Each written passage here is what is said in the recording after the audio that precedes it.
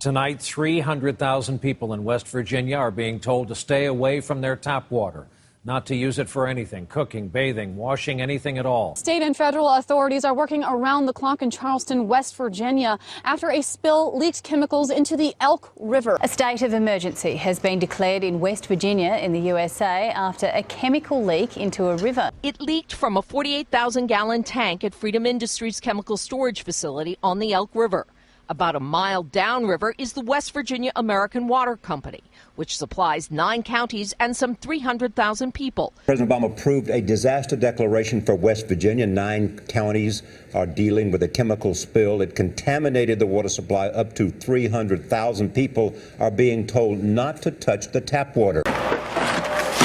As residents of West Virginia line up for bottled water, many like Chase Tavares want to know why there was no state oversight of the chemical company that contaminated the local drinking water. Thousands have been told the tap water is once again safe, but tonight, a new warning: pregnant women should not drink it, raising the question, what's the truth about what's in the water? That warning comes more than 2 days after state officials told thousands of people their water was safe to drink and bathe in again. One thing I do remember about it is that I was over at the state capitol earlier that day.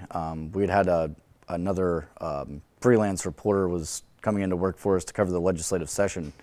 Of course, the state of the state from Governor Tomlin was just, I believe it was the day before, actually. So I was over at the Capitol, and I remember coming back and smelling something in the air, but not really thinking anything of it.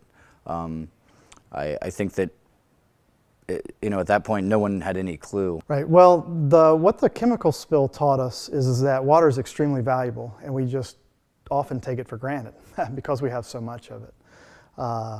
If you go out west, they have droughts on a regular enough basis that they understand the value of their water. It was pointed out to me by a visiting scientist, and he has spent a lot of time out west and here back east. And he's like, the one thing that you notice when you go out west is that every hotel, every place you go to has fountains, has water fountains. And when you come east, nobody does. And the reason out west is that they want to show you that they have water. And they have water in abundance. It's a very deep psychological thing. This was not handled well, in my opinion, at multiple levels. And I think a lot of that had to do with the fact we were in uncharted territory. Some of it, I think, of our own making, some of it not. This was a chemical that we knew about and had been a part of the coal industry and the cleaning process for a number of years, but had not been studied very extensively. So we didn't have a lot of information from the scientific community to start with to know, what are the effects? What are the potential hazards? What should we be telling people? And not just as media, but what should the Department of Public Health be telling people? What should the water company be telling people? And so there was a scrambling at the beginning to just gather information to share. And I think that really sort of set the ball rolling for additional confusion and problems down the line, because one agency would come out with one set of statements or standards, and then another would come out a few days later.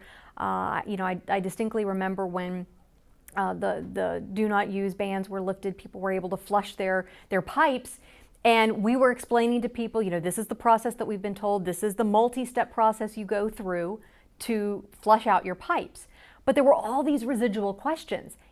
Will any of the MCHM stay in my pipes? Will it cling to the metal? And what about my hot water heater?